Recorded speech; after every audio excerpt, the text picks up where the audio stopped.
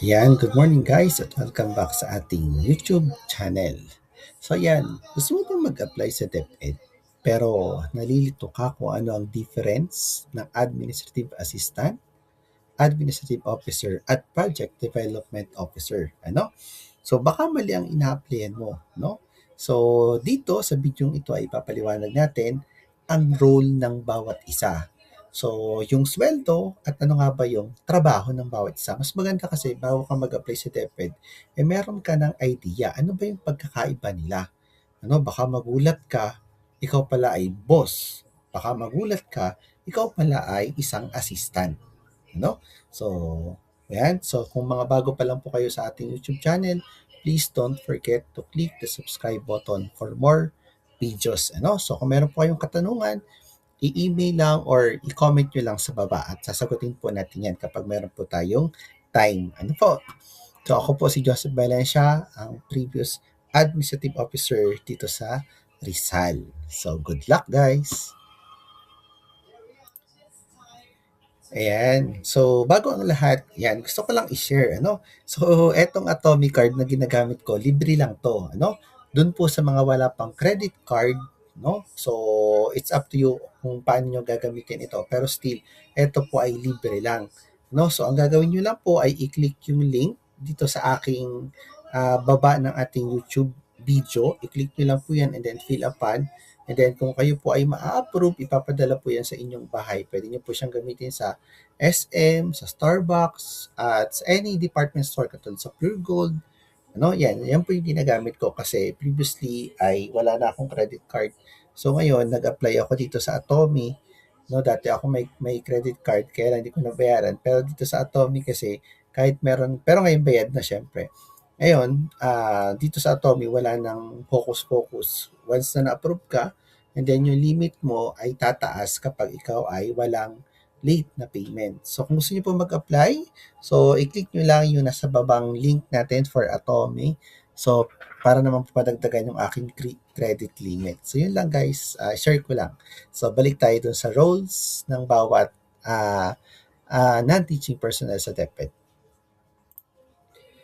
Ayan. So, isa-isahin po natin, ano? So, unahin muna natin yung sweldo para mabilis, ano?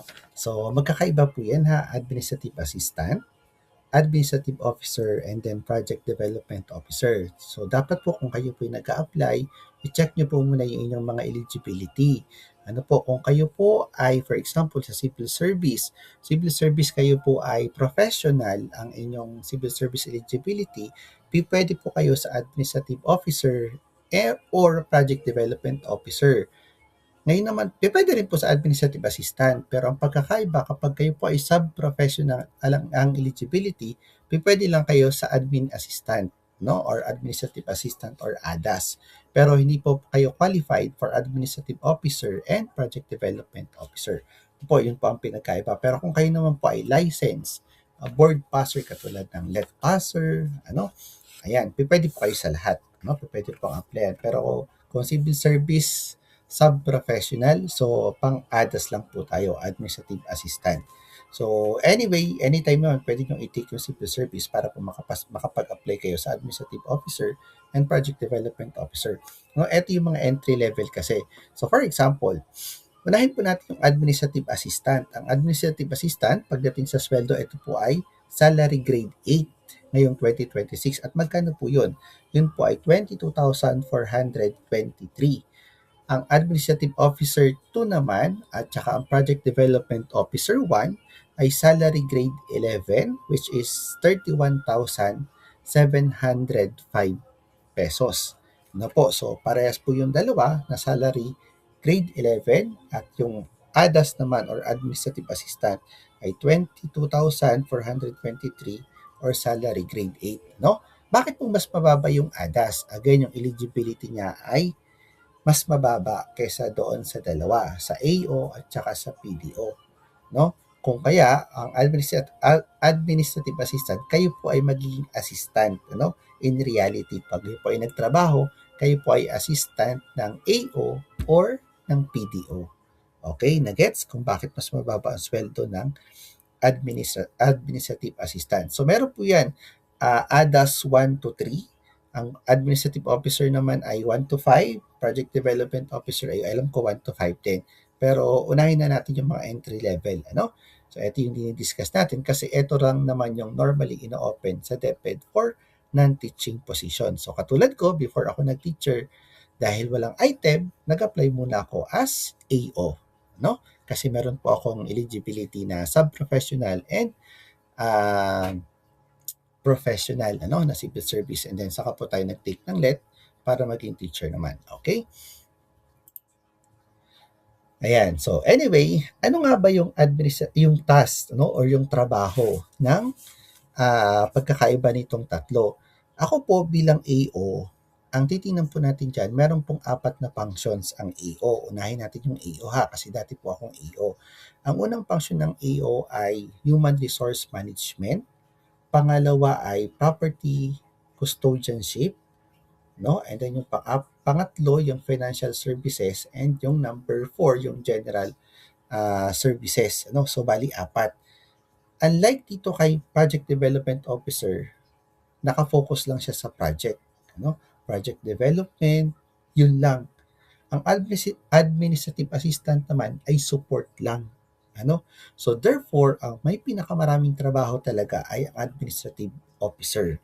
Ano po, kung kayo po ay mag-a-apply, mas marami pong trabaho ang admin officer. Kasi ang administrative assistant ay nakasalalay lang or uma-assist lang sa AO, at ang project development officer lang ay nakafocus lang sa project ng school. Unlike sa AO, kayo po ay papasok. Mayroon kayong HR, no? Kayo ang mag-aano ng mag-hire, kasama po kayo sa hiring. Ang tawag po sa atin ay secretariat, ano? So ngayon po, aside from that, so tayo pa magpaprocess ng documents, ano? From appointment to retirement. So that is HR na function po natin, ano? At saka general administrative support function. Kung may mga concern ang teacher, so tayo rin po ang mag-aasikaso. Kung pagdating po sa MOOE, kung kayo po ang ipapahandle ng inyong school head, so kayo din po ang mag-liquidate. At especially ang school property and custodianship, yung mga supplies, tayo po ang mamamahala ng supplies ng school at magre-release sa mga teachers. So dapat bilang natin ilan ang building, no? So ilan ang sasakyan, kailan yan na-release, kailan yan na-receive, no? Kailan yan na-luma, kailan na-dispose. So napakaraming trabaho ng AO compared sa ADAS at saka sa Project Development Officer. Okay. Ayan. So pagdating sa ADAS, so sabi dito, ano, administrative assistant, ito po ay pwedeng 1, 2, 3. So depende. Normally kasi ang ADAS 3 ay bookkeeper, no? Nasa cashier or nasa accounting po kayo. Pero kapag administrative assistant 2, kayo po ay normally ay nasa mga school. Kung ADAS 1 naman, normally kayo ay nasa division office magbo-work, no? So kapag kayo mag-a-apply, i-check nyo po kung saan nakalagay, kung nasaan yung makibabasa nyo sa memo, for example, ADAS 2, nakalagay doon saan ang location or saan ang assignment, school assignment. Kung division office ba, no, kung school ba, no? So, i-check nyo po yun, ha? Yan. So, for example, administrative assistant performs clerical and support tasks. Ayan. So, magpe-perform po tayo ng clerical duties, taga-xerox. Yan. Handles, filings, documentation, and encoding. Of course, kung may papa-encode, gagawa ng report, i-encode mo to, i-print mo to, i-xerox mo to. So, iuutusan ko kayo. As ako yung AO mo, utusan kita. So, pwedeng dalawang ADAS ko. Pwedeng ADAS 3, ADAS 1, ADAS 2. Yan. And then, assist in HR, payroll, and records management. Ayan. So, check mo yung attendance, o bilangin mo ilan ang absent, ilan ang late, kasi napakarami ng function ng AO. Minsan naman, kapag walang AO sa school, bilang ADAS, ikaw ang magpo-function as AO. So, papayag ka pa noon. Mas malaki yung sweldo ng AO, pero ang function mo AO, pero ang sweldo mo ADAS. Kasi ADAS yung in-applyan mo. So, yun po yung mga titingnan natin. Yan. And then, provides general administrative support. Ayan. So, katulad din ng AO, isa sa function ng ADAS ay mag-provide ng general administrative support. For example, merong bisita, no? So, timpla ng kape, no? O dalhin mo yung invitation kay ganito, no? So, i-assist mo yung bisita. So, yan yung mga function natin na normally ay talagang kasama sa ating trabaho. Kapag may bisita, yan, tayo yung magsiserve, etc. Although, kasama sa function natin yon, no? So, bawal po tayo magreklamo ha, kasi pinasok natin yan.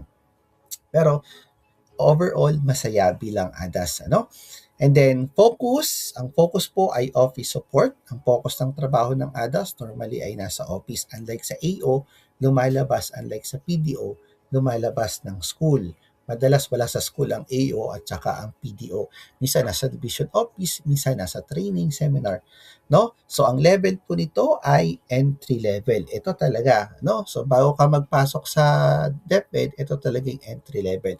Kaya mapapansin mo diyan, entry level, while yung AO and PDO ay mid-level management, and then technical or analytical naman yung project development officer kasi nakafocus sa project. Okay, puntahan naman natin yung administrative officer. So sabi diyan, supervises and manage staff, no? So ang i-manage ng AO, ang ADAS at saka ang mga job orders at saka yung contract of service, yung tinatawag na COS. No, yun yung mga co-terminos, no? Yung JO tsaka COS, sila po yung hindi permanent. Pero pinapasweldo sila ng DepEd, no? And then manages HR, finance, supplies, and other administrative functions. Yan. Sabi ko na po sa inyo kanina. Sa HR, kasama po tayo sa hiring process. Sa financial, tayo po ang magli-liquidate ng MOE, ng SEF, ng local government unit, And then other administrative functions. Yan, tayo po ang magpa-process kung may nag-i-inquire sa school, kung may magdo-donate, sa atin po lahat yan. Implementation or implement policies, rules, and procedures. And kapag may mga bagong policies si DepEd, so katuwang po tayo dyan ng school head para magpa-implement, especially yung mga kung mga uniform, dapat po ay katuwang natin, support natin ang school head, support natin ang mga guard pagpa-implement. Bawal po ang late ma'am, monitor natin ang attendance, especially ng teacher, And then prepares reports and ensure compliance. Yan ang masaya sa DepEd, ang masaya bilang AO. Normally kasi i-announce yung report ay i-announce yung report sa amin normally. I-announce yung report Friday, ang submission Monday. So therefore, kailan magagawin yung report? Ay di Saturday, Sunday. Kaya kung nasa gala ka man, make sure magdala ka ng laptop kasi kailangan mong gawin yan kasi by Monday, isasabit mo yan. Lalo na kung ikaw ang district AO. So sa lahat ng nasa distrito, for example, Cabuyao, Laguna, So ikaw ang district AO, so lahat ng AO sa'yo magsasubmit, So Monday ang deadline. Pag hindi nyo na-submit, yari ang district nyo, So napakaganda ng policy, So anyway, hopefully kasi non-teaching po tayo, Unlike sa teacher, wala pong ganyan ang teacher, So ang focus po natin ay office management. So nasa opisina tayo, paano tumatakbo ang office kung kayo nasa division office at paano tumatakbo ang school kung kayo ay nasa school or school-based. So, minsan, katulad ako, pag wala yung principal, so ako yung namamahala sa school. Namamahala, hindi naman sa lang tayo, facilities, So, kung may concern ang teacher, sa atin magsasabi kung anong kailangan nila. Pero hindi tayo yung mag-a-approve, Hindi tayo mag-a-approve. Kung magli-leave yung teacher, so tayo yung bahala doon. Maglilib, babalik, manganganak, kakasal, etc. Magpapalit ng pangalan, naghiwalay, papatangos ng ilong, so etc. Napakarami. Yan. And punta naman tayo sa Project Development Officer. Actually, mas madali ang PDO kesa sa AO. Kasi ang PDO, again, develops projects and programs. Actually, kahit wala kang alam dyan, i-orient ka naman. Then eventually, magugustuhan mo na, ang dami palang magandang project sa DepEd. Conducts data analysis, research, and need assessments. Ayan. So, tuturuan naman kayo dyan. Paano mag-research, paano yung assessment, kailan in-implement ang project. Makikita nyo naman yan sa project proposal. Kapag na-meet nyo na yung project proposal, actually meron tayo niyang files, mamaya, pwede nyo pong ma-receive through email, fill upan nyo lang yung link dito sa ating baba ng video para ma-receive nyo yung mga sample files natin. Then, prepares project proposal, plans and budget. So, ako as AO, dami ko rin ginawang project proposal, Then, approve and then implemented. Yun yung pinanalo ko sa Calabarzon as AO. And then, monitors, evaluates, and improve programs. Yan. So, dapat po, kung may mga program sa school, yung mga teachers, dapat ma-monitor natin siya. Lalo kung may program ang ating school head, ma-monitor natin siya. Kung may program ang DepEd, ma-monitor natin siya kung ini-implement sa school. No? So, ang focus po ng PDO ay programs, projects. Ano? So, ang level niya, technical and analytical. Pag sinabing technical, more on technicalities. No? So, paano ginagawa yung project, analytical, yung analysis po ng ating data, no? Ilan ang nag-benefits, gaano kalaki ang impact, percentage, yan. So, that is analytical. So, dito po, again, sa baba po tayo, comparison. So, ang focus ng administrative assistant or ADAS ay support. Ano po? Ang main function, clerical task and documentation. Ang administrative officer naman, ang focus niya ay management, school management or division office management. Ang main function niya, supervisory and administrative system function. No, tayo mamamahala sa school. Project development officer, ang focus niya ay more on programs. Ang main function niya, planning, analysis, and evaluation. Actually, mas madali yung sa PDO kaysa sa AO. And then, ang career path. Punta na tayo sa career path. So, ang administrative assistant, pwede siya maging administrative officer. Ang administrative officer, pwede rin maging project development officer. Ano? Mas madali kasi ma-promote sa PDO kaysa sa AO. Ano? Kaya ganyan yung naging career path niya. So, administrative assistant, so, pwede tayo dyan. Sir, pwede bang ang civil service ko ay professional pero ADAS yung in-applyan ko? Pwede naman. No? So, eventually, magiging AO ka the soonest possible time. Mas madali kasi.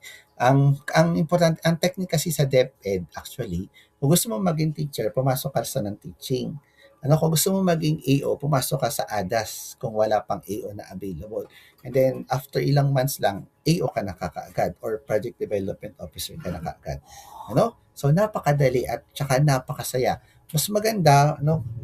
Basta pagpapasok ka ng DepEd, huwag kang reklamador. Kasi sa DepEd, work na kaagad, trabaho na kakaagad bago yung training. So, normal po yan. Ano? So, wag po tayong matatakot. Ano? Masaya. Lalo na kapag in-awardan ka. Ano? Katulad ako, na-awardan po ako sa school, sa district, sa division, and then sa region. So, hanggang sa national. So, meron tayong award bilang administrative officer. And then, yan. So, alin ang bagay sa'yo? So, comment down below kung saan ka dyan. So, sabihin nyo lang po, sir, qualified ba ako sa ganito? Ito yung credential ko. Then, sasagutin ko po. Ano? So, good luck sa ating mga DepEd applicants. Ayan, so ako po si Mr. Secretariat. So, Head Secretariat kasi kaya ang YouTube channel ko ay Mr. Secretariat. No? So, please don't forget to subscribe kung kayo po ay bago at luma na hindi pa nakapag-subscribe. And then, follow, share, and hit the notification bell for more videos. So, meron po tayong mga files again na gusto nyo, mga format, mga request letter na ginamit ko bilang AO and PDO and ADAS. So, interview guide, interview questions, mga sample documents. So, meron po tayo. Just fill up the link below para ma-receive nyo po sa email yung ating mga sample files. Ito pa, pwede nyo pong gamitin. Kung kayo po ay existing AO, existing PDO, existing ADAS, so pwede nyo po rin gamitin yung files na meron tayo kasi magagamit nyo yan sa actual. Lalo na yung ating mga project proposals. So, yun lang at welcome back sa ating YouTube channel.